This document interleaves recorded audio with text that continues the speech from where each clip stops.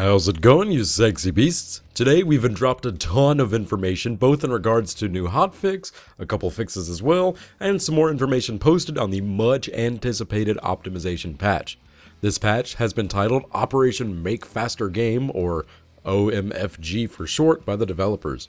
Aimed at increasing everyone's frame rate across the board, this is probably the most anticipated patch for anyone, regardless of whatever computer build you have running the game. We'll touch back on the optimization patch in a moment, but let's go ahead and cover this hotfix and all the awesomeness that it brings, bugs and all. First and foremost, I think this patch has been deployed solely to get out some more Player Studio content while waiting for the next large game update. These Player Studio items include the Delta Camo by Beastbuster, Macro Tiger Camo by Master Magnus, Comic Book Camo by ACS Riot, Phoenix Camo by Nico Zero, and Rock Lycan by Ohoundlame.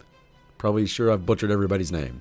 We've also been bestowed some very badass helmets from Player Studio in the form of the Esper helmet by Arc Torn, the Carapace helmet by Ambitious Nomad, the Mark 12 mining helmet by Coffee Outlaw, the Sentinel helmet by Arc Torn, and my favorite one of them all, the Spectre helmet by Beastbuster. These are all absolutely badass, but there's only one problem. Where are the new conglomerate specific items? Come on guys, pick it up. I need my fix, man. And aside from that, the changes that came out for this patch are pretty slim. First and foremost, which I'm sure everybody can rejoice about, is the addition of Savior XP. This will give a player an experience bonus when eliminating an enemy that had dealt a substantial amount of damage to a teammate. This means everyone will be getting some more situational experience, and that's pretty badass. In regards to experience, the continent-specific alerts for capturing facilities have been altered. If you've been caught in a capture all 3 biolabs on Endar alert before, you've probably found them pretty boring after about 30 minutes or so, where it's just a turtle for the defending teams and no headway is made in either direction. Now the alert frequency to appear has been reduced, and the overall duration and final rewards have been halved. Meaning this alert will last for 1 hour instead of 2, but only yield 10,000 total experience across the board for the participants. The standard 20% bonus experience for participating still remains in play, and the capture all biolabs across all continents alert has remained untouched as well. This change is only for capture biolabs, tech plants, or amp stations, only on one specific continent, not across all 3.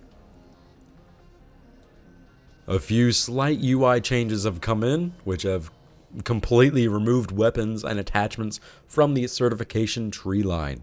The only place you can find them now are on the loadout screens or in the depot.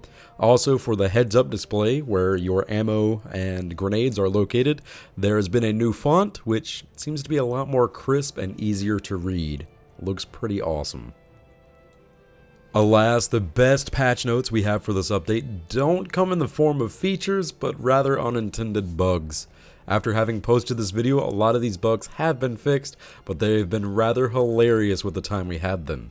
These bugs include the complete lack of splash damage from any explosives, rendering rocket pods, RPGs, or grenades completely worthless.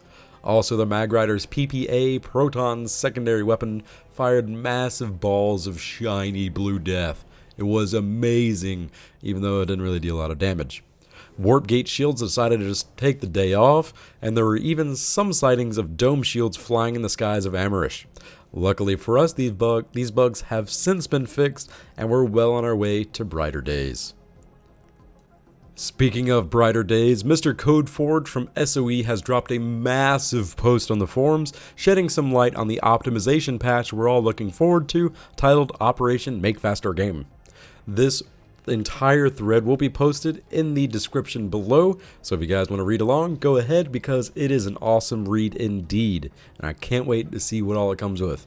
So if you guys are unaware, John Smedley, the head honcho for Sony Online Entertainment, dropped a post on Twitter a little while ago saying that Planetside 2 team will be shifting their priorities from a whole bunch of content to optimization. This has severely slowed down the output of game updates, namely the Infiltrator and ESF updates, but the post from Codeforge easily puts those worries to rest. Regardless of what type of machine you're using to run Planetside 2, you're going to see a boost in frame rate. These changes come in the form of an adaptive level of detail, showing only what needs to be shown in certain animations, such as vehicles exploding out in the distance at 700 meters. You can't quite make out what all is happening anyway, but the game renders every single bit of it like it was only 5 meters away from your character. Kind of unnecessary. The overhead manager is getting some tuning to help display the red and blue Doritos shown over players' heads when they've been spotted, or to show a name of a vehicle or anything else displayed over a unit's head. This will hopefully only display things that your character can see, rather than being updated for everything all the time. This will also affect player updates, both in regards to statistical and animation updates in real time. If the guy behind you revives an ally, the only thing you really need to know is that the revived player is back on their feet. In the current system, your client is updated with how much XP the revive gave to the medic, how much health the revived player will have, if a ribbon is yielded or not, and if it is, how much XP did the medic get. This is all superfluous information that will all be filtered out with the optimization update to further reduce the CPU draw from other players in-game. As for their animations, the art and coding teams are working to reduce the amount of animations per frame that are needed to be processed, but still keep a quality fluid movement as the end result. Our in-game user interface will be getting an overhaul as well, though not entirely visually. The setup used to render the UI is getting updated, which includes optimizations, as well as reduces the time it takes for the UI itself to draw on screen. On top of this, the UI portions will be split up into separate threads of your processor, which will further split up the rendering power required to display these UI elements.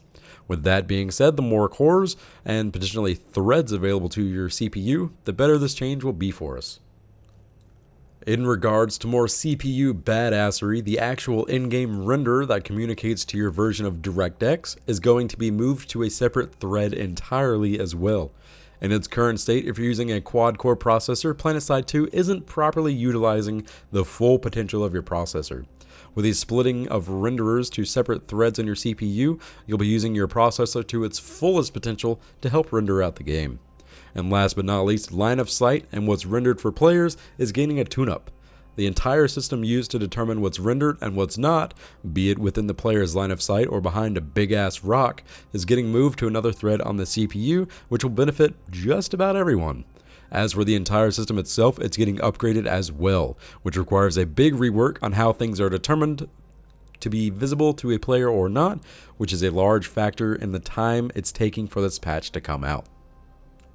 All in all, everyone is going to see a noticeable increase in performance, whether you're playing on an original Game Boy Color or sporting a $10,000 machine. So what's your opinion on this? Are you absolutely ecstatic to play the game at a much faster performance, or do you really not care and want to see Hassan finally hit the servers? All in all, since I do a lot of recording in game with a very high visual fidelity, my game usually runs anywhere between 30 to 50 frames per second to give you all the most enjoyable viewing experience. Sadly, this takes a toll on my goal to achieve a 60 frame per second draw rate to keep the fluid movement to stay competitive. I'm hoping after this much anticipated optimization patch, we'll all have a new breath of life in our digital lungs. Hopefully you guys enjoyed this video, and if you did, go ahead and give it a super mega awesome big ass thumbs up and maybe drop a favorite. If you guys want to see more videos like this, then go ahead and subscribe. It is precisely 1000.39% free.